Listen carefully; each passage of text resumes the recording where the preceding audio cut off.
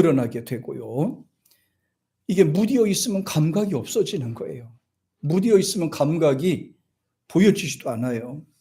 그래서 인간은 세상을 살다 보면 어떤 세상적인 욕심이나 세상 쾌락으로 인해서 이 감각이 무디어져 있어요. 그래서 마음이 둔해 있는 겁니다.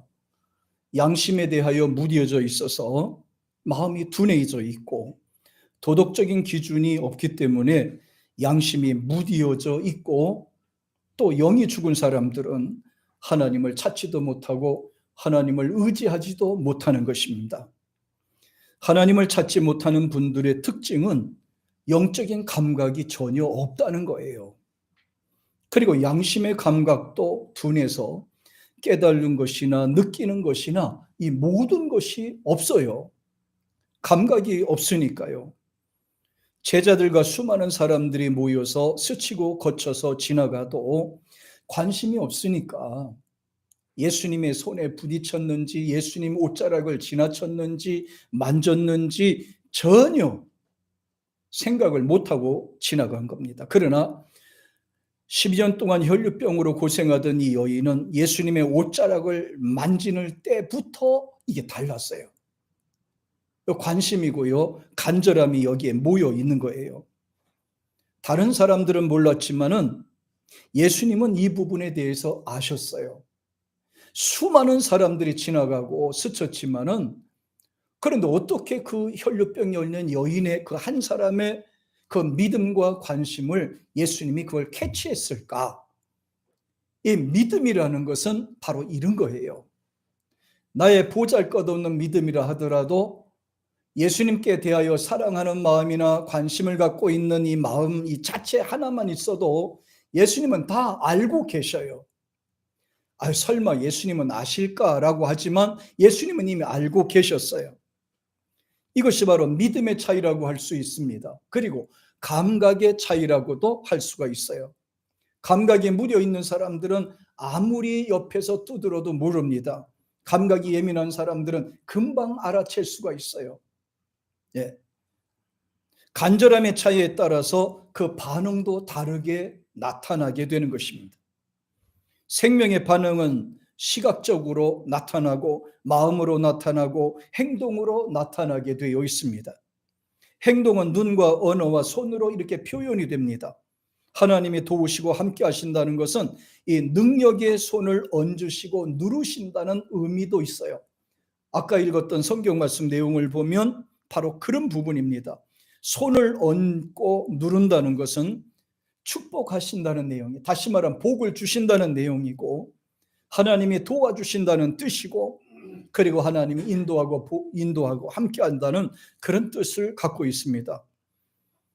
그리하여 시편 기자가 아까 읽은 성경의 내용에서 이렇게 말씀하는데, 우리 시편 80편 17절에서 자, 이왕이면 본문으로 한번 올라가 볼까요? 네. 주의 오른손에 있는 자, 곧 주를 위하여 힘있게 하신 인자에게 손을 얹으소서라고 되어 있어요. 시편 기자는 하나님의 능력의 손이 나를 이렇게 만져달라고 기도하고 있는 거예요. 나와 함께 해달라는 말인데요, 여기서 반드시 전제돼야 되는 부분이 있는데요, 그 첫째가 주의 오른쪽에 있는 자 그랬어요. 왼쪽에 있는 자가 아니라 오른쪽에 있는 자라고 그랬어요. 말씀에 순종하는 자라고 표현하고 있습니다. 양을 가리켜서 이렇게 표현했고, 그 다음에 두 번째는 주를 위하여 힘있게 하신 자라고 되어 있어서 이제 하나님이 쓰시는 자, 하나님이 붙들고 있는 자, 하나님이 사랑하는 자를 이렇게 표현했고, 그러면서 뒤에는 이렇게 표현합니다. 주의 오른손, 주의 손으로 얹으소서 이렇게 표현했어요. 주의 손으로 얹으소서. 하나님이 손을 얹어달라고 기도하고 있는 거예요. 그 손이 무슨 손입니까? 창조의 손입니다. 능력의 손입니다. 축복의 손입니다. 생명을 살리는 손입니다. 그래서 말합니다. 하나님, 나에게 이 주님의 손을 얹어 주시옵소서 이렇게 말해요. 손을 얹어 달라고 말씀하는 것은 굉장히 중요한 의미를 갖고 있고요. 또 신약에 내려와서도 보면 회당장 야이로가 딸이 죽어갔을 때 또 이렇게 호소하고 기도하고 있습니다. 쭉 넘어가 보면, 자, 여기 보십시다. 마가복음 5장 23절 시작. 많이 간구하여 가로되 내 어린 땅이 죽게 되었사오니 오셔서 그 위에 손을 얹으사 그로 구원을 얻어 살게 하소서. 야, 여기 잘 보세요. 예수님이 직접 오셔서 손을 얹어 달라고 그랬어요. 그러니까 야이로의 딸은 지금 죽어가는 겁니다. 약을 먹어도 안 되고 치료해도 안 돼요. 객관적으로 봤을 때는 죽어가고 있는 과정에 있습니다. 그러므로 어차피 죽을 존재라 이거거든요. 그런데 한 가지 소망은 예수님 앞에 와서, 회당장이라는 직위를 떠나서 예수님 앞에 와서 내 딸이 지금 죽어가고 있으니 예수님 손만 얹어 주시옵소서. 그러면 살 것 같습니다. 이 믿음이거든요. 주님이 손만 얹어 주시면 살 것 같은 믿음이 이 속에 들어 있습니다. 굉장히 중요합니다. 누가복음 4장 40절에 보면 예수님이 직접 손을 얹어서 치료하신 부분들이 많이 나오는데, 같이 시작. 해질 적에 각색병으로 앓는 자 있는 사람들이 다 병인을 데리고 나오매 예수께서 일일이 그의 위에 손을 얹으사 고치시니라고 돼 있어요. 예수님이 손을 얹으시면 고쳐진다고 믿기 때문에 저들은 예수님 앞으로 다 나오게 되었어요. 예수님 앞에 나오기만 하면 돼. 예수님께 나오기만 하면 돼. 예수님이 손을 얹어주기만 하면 고칠 수 있어 라는 그런 믿음을 가진 거예요. 이 시간도 예수님의 손이 함께 하심을 우리는 믿습니다. 내가 얹는 손에 주님이 손을 잡아주시고 능력으로 임하시기를 주의 이름으로 축복합니다. 그러니까 기도할 때도 여러분이 가슴에 손을 얹어놓고 기도하기도 하고 또 아픈 부분에 손을 얹어놓고 기도하기도 하는데, 하나님 내가 얹은 손 이외에 주의 능력으로 역사해 달라고 기도하는 거예요. 내가 비록 손을 얹었지만 이 손이 하나님의 손이 되도록 기도하게 된 거예요. 하나님의 능력의 손이 되도록 기도한 거예요. 그래서 간절히 기도합니다. 하나님이여, 주의 손을 나의 부위에 만져주시고 얹어주시고 치료해 주시옵소서. 하나님이여, 손을 얹어 치료해 주옵소서. 손을 얹어 강건케 하시옵소서. 손을 얹어 하나님 능력으로 역사해 주시옵소서. 이게 바로 우리가 기도해야 되는 내용입니다. 우리는 상대에게 손을 내민다는 것은 굉장히 중요한 의미를 갖습니다. 처음에 사람을 만나면 이렇게 손을 잡아주기도 하고 또 이렇게 악수도 하고 이렇게 해요. 그런데 여기서 손을 만져서 악수를 한다는 의미는 상대방을 받아준다는 의미도 있고 또 상대 호의에 감사하다는 그런 뜻도 있고 현재 상태에 대해서 관심이 있다는 뜻이기도 합니다. 그래서 우리가 이제 악수도 하기도 하고 이렇게 하거든요. 요즘 반가운 사람을 만나면 뭐 악수하고 손등을 탁 치기도 하고 등을 툭 두드리기도 하는 이렇게 표현을 하기도 해요. 이게 반갑다는 뜻이거든. 일종의 인사의 한 부분이에요. 예, 인사입니다. 그리고 이 악수를 요새 남자분들이 많이 하는데 요새는 여자분들도 악수를 많이 해요. 서로 만나면 악수하고 이렇게 하는데 사실 악수의 이 기원에 보서 제가 살펴봤더니 고대 바벨론에서는 이제 왕이 이제 어떤 신성, 우상을 크게 만들어 놓고 그거를 만져요. 그러니까 신의 어떤 힘이 자기에게 들어오기 위해서 그렇게 만지기도 하고 이렇게 했습니다. 손을 잡았어요. 그런데 이 악수에 대한 유래를 보면 굉장히 중요합니다. 보면 이 오른쪽으로 이렇게 악수를 하는데 오른쪽으로 이렇게 악수를 하는데요. 그 이유가 있어요. 당시에는 이제 원수될 경우에는 이제 그 오른손에다가 이 칼을, 이 무기를 이렇게 이제 감춰두고 있었대요. 그리고 왼손에도 감춰놓고요. 그래서 상대방한테 자기 마음을 보여주는 모습으로 이제 나는 지금 무기도 없고 완전히 나는 노출된 상태입니다. 그래서 손을 내밀어서 악수를 한다 그래요. 그게 악수의 유래가 전해져 온다고 합니다. 그래 사실은 악수라는 거는 이게 남자들만의 대화예요. 이거는 예, 남자들 간에 나는 당신과 싸울 의사가 없고 더 이상 적이 아닙니다. 나는 지금 아무것도 지금 무기를 갖고 있지 않습니다. 해서 오른손을 내밀어서 악수한다는 것이 그 악수의 유래가 됐다고 합니다. 그러니까 처음에는 이 악수 손을 잡는 게 아니라 처음에는 이게 팔목을 잡았다고 그래요. 팔목을 잡았다고 그럽니다. 악수를 그러니까 이렇게 잡는 게 아니라 이게 한 단계 업그레이드 돼서 이렇게 여기를 잡는 거예요. 그러니까 여기 이게 무기가 있는지 없는지 감춘 걸 확인하기 위해서 이걸 잡았다고 그러네요. 근데 점차적으로 악수를 잡는 거예요. 그래서 남자들 악수할 때 잘 보세요. 나는 더 이상 당신하고 왼수가 없습니다. 내 손에는 무기를 품고 있지 않습니다. 그 뜻이에요. 그게 알았습니까? 근데 요새는 이것이 발달이 돼서 이제 악수를 하면 서로 인사하는 표현을 해요. 근데 꼭 악수를 한다고 해서 인사가 전부가 아니에요. 왜 그런가 하면은 조지 워싱턴이 이제 자기가 존경하는 사람에 대해서 인사를 하는데 꼭 손을 잡지 않고도 그냥 이렇게 얼굴을 숙이고 묵례를 함으로써 상대에게 존경의 표시를 했다고 그래요. 그러니까 상대방에게 존경하는 사람에게 이렇게 머리를 숙여서 인사하는 것으로 그걸 표현했다고 합니다. 조지 워싱턴은 확신 이제 한 단계 앞에 간 사람이에요. 예.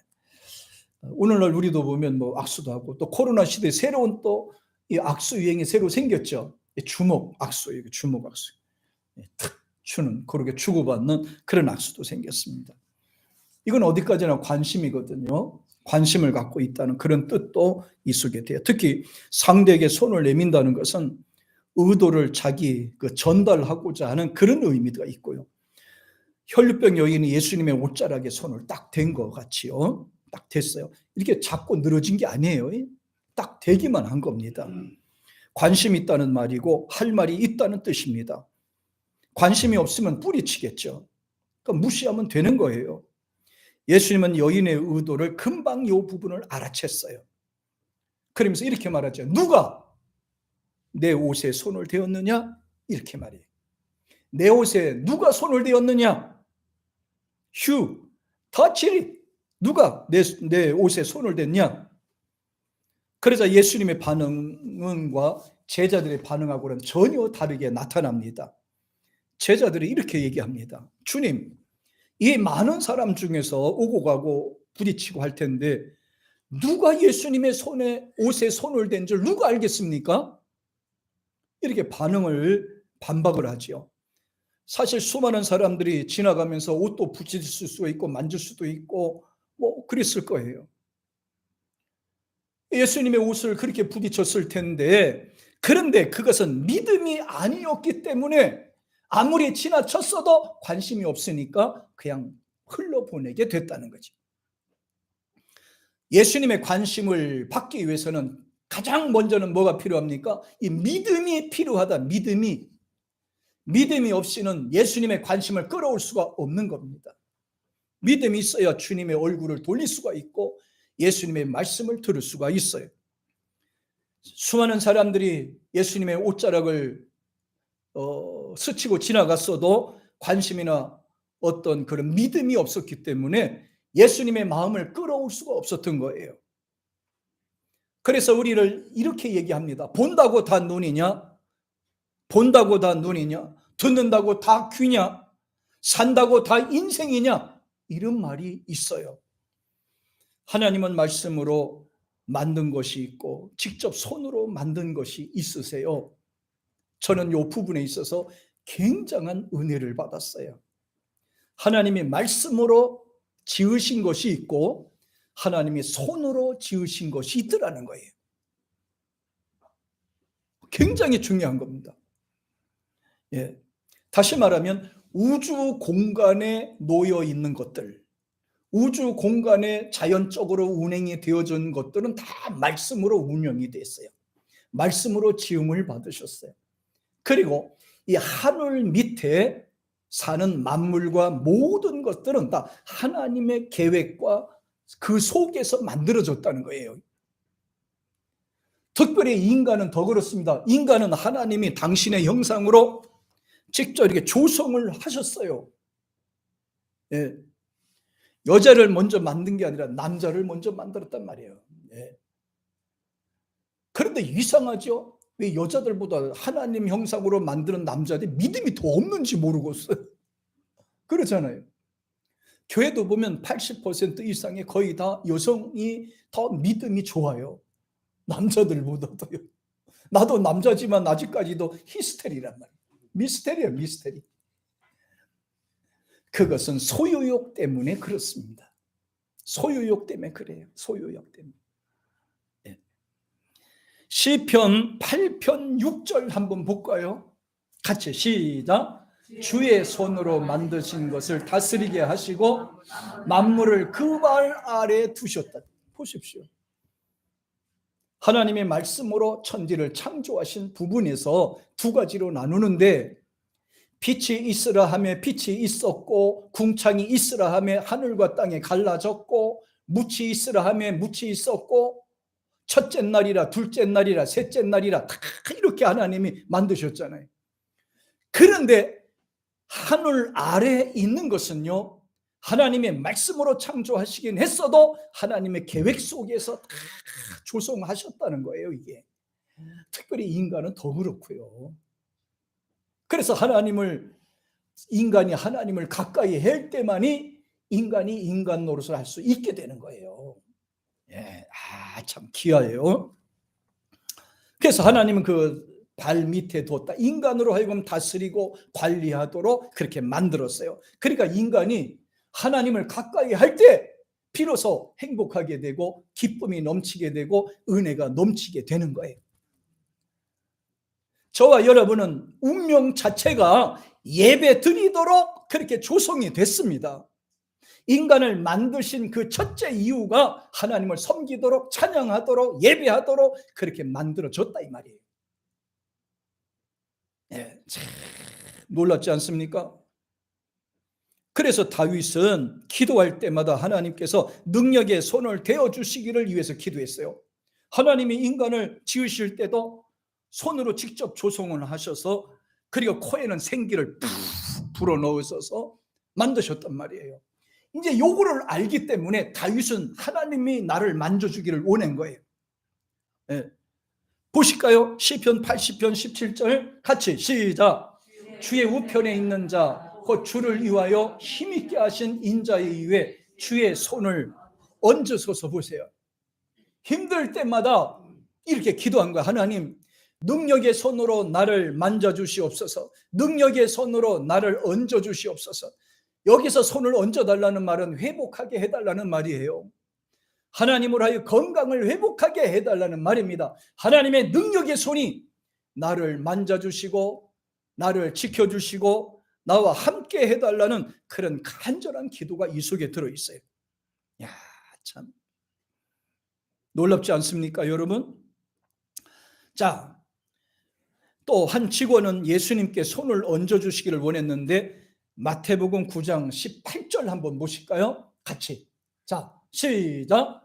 예수께서 이 말씀을 하실 때 한 직원이 와서 절하고 가로되 내 딸이 당장 죽었사오나 오셔서 그 몸에 손을 얹으소서. 그러면 이게 말이 되는 소리예요. 이게 말이 되는 말이에요. 아니, 사람이 죽었으면 그걸로 끝인데 이 직원은 예수님 앞에 왔어요. 예수님 앞에 와서 말합니다. 내 딸이 지금 당장 죽었는데, 방금 전에 죽었는데 예수님께서 오셔서 그 위에 손만 얹어 두신다면 그러면 살 것 같습니다. 살 것 같습니다. 이게 믿음이란 말이에요. 이게 믿음. 죽었는데 죽었는데 포기해야지. 그런데 그렇지 않아요. 손을 얹어서 살면 다행이고 안 살아도 어쩔 수 없는 거 아니에요? 그런데 그 직원의 말에 의하면 그런 거예요.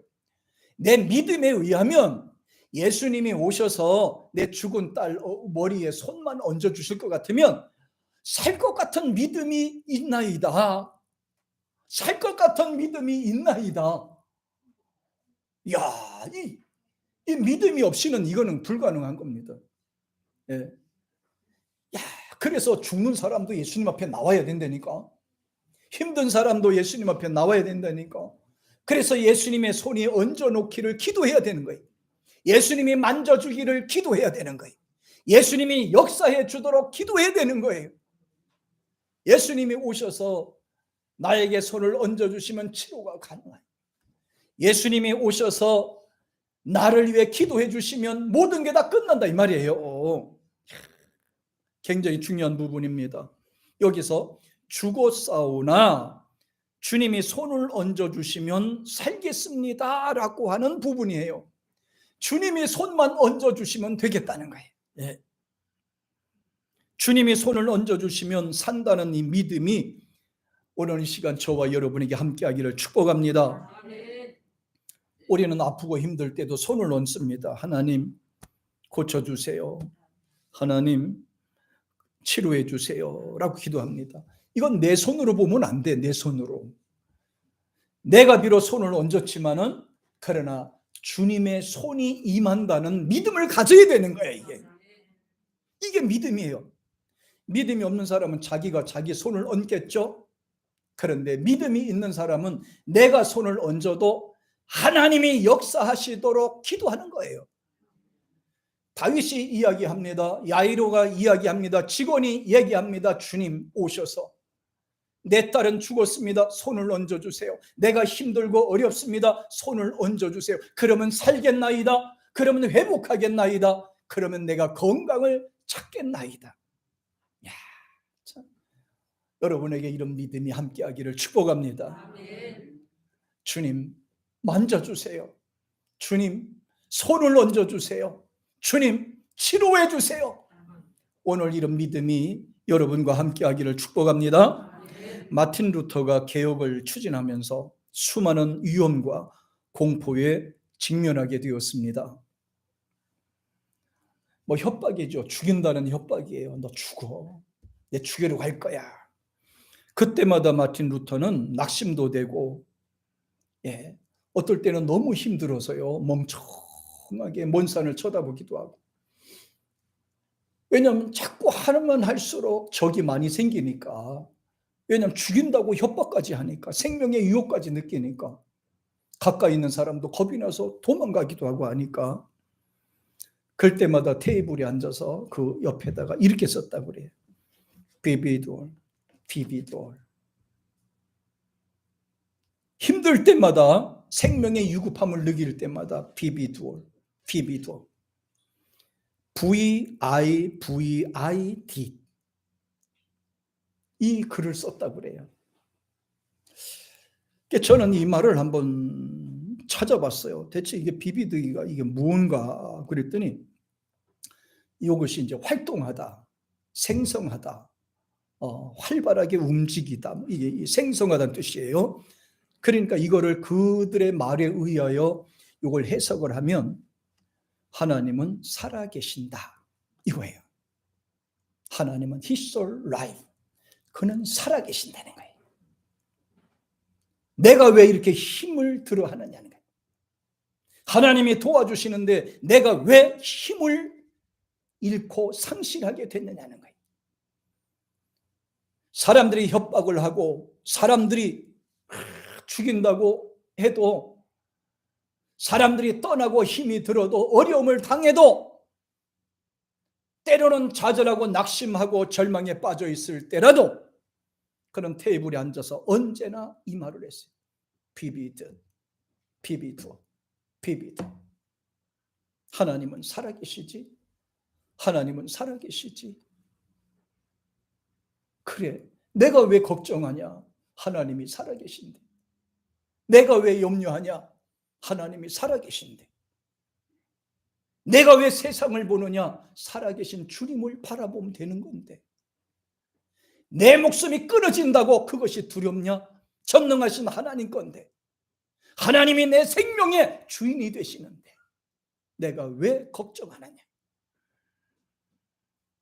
그래서 비록 아무런 힘도 능력도 없는 나약한 존재지만 돕고 계시는 하나님께서 살아계신다는 그 사실을 믿고 의지한 거예요.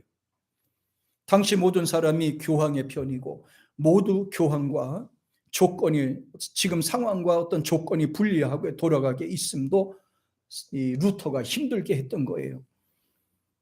그럴 때는 그가 꼭 기도하는 거는요, 하나님이 살아계시지 천만인이 다 둘러싸서 나를 공격한다 할지라도 하나님은 내 편이시지, 이거예요. 다윗도 그랬잖아요. 또 사도 바울도 그랬잖아요. 사방에 우겨쌈을 당하여도 결코 그리스도의 사랑에서 나를 끊을 수 없으리라. 하나님은 살아계시기 때문에요. 세상에 있는 것은 사라질 존재들이지만은 전능하신 하나님은 절대로 사라지지 않는 분이라니. 당신의 자녀들은 언제까지 지켜주시는 분이라니. 하나님이 보호해 주시는 분이에요.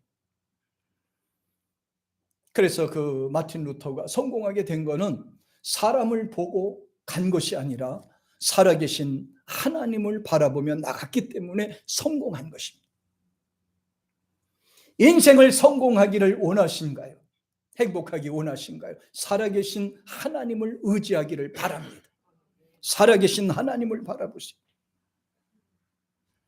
2016년도 올림픽에서 박상현 선수가 펜싱 선수인데요. 세인의 관심을 많이 끌었어요. 그가 이렇게 그 경기를 하는 도중에 또 그 전에 입에 뭔가 중얼중얼 거리는 것이 있었어요. 도대체 뭐라고 저리지? 사람들은 그 카메라로 포인트로 탁 찍었어요. 도대체 혼자 뭐라고 떠드는 거야? 그런데 그는 경기 직전에도 혼자서 눈을 감고 중얼거리더니 칼을 갖고 검을 갖고 나가서 경기하는 도중에도 늘 순간순간 뭔가 중얼거리더라는 거예요. 나중에 경기를 이기고 이제 금메달을 따서, 근데 기자들이 가서 물어봤어요. 도대체 아까 뭐라고 그렇게 중얼거린가요? 뭐라고 하셨나요? 라고 물어봤어요. 저는 이 부상이 있었습니다. 지금 게임할 수 없는 그런 상황에 있는 몸입니다. 부상을 입어서 일어설 수 없는 그런 상황입니다. 그런데 내가 여기서 포기할 수는 없고, 그래서 저는 입으로 이렇게 외쳤습니다. 나는 할 수 있어. 나는 할 수 있어. I can do it. I can do it. 나는 할 수 있어. 근데 당시는 그것이 대서특필했어요. 모든 사람들이 참 저리 힘들 때 자기 최면을 걸었다 이렇게 얘기하더라고요. 자기 최면을 걸었다고 얘기를 해요. 나는 할 수 있어. 나는 할 수 있어. 할 수 있어. 그것이 세상의 모든 사람의 관심입니다. 그런데 그 뒤에 있는 말을 다 빼버렸어요. 뭐라고 뺐느냐면은 I can do it in Jesus Christ. in Jesus Christ를 빼고 앞에 거 I can do it만 얘기했어요. 그러면 돼요, 안 돼요? 왜 뒤에 걸 빼냐고요. 나는 예수 안에서 할 수 있다 이 말입니다. 예수 안에서 나는 할 수 있다. 그랬더니 부상의 투혼을 이기고 일어날 수 있다는 거예요. 나는 할 수 있다. 예수 그리스도 안에서요.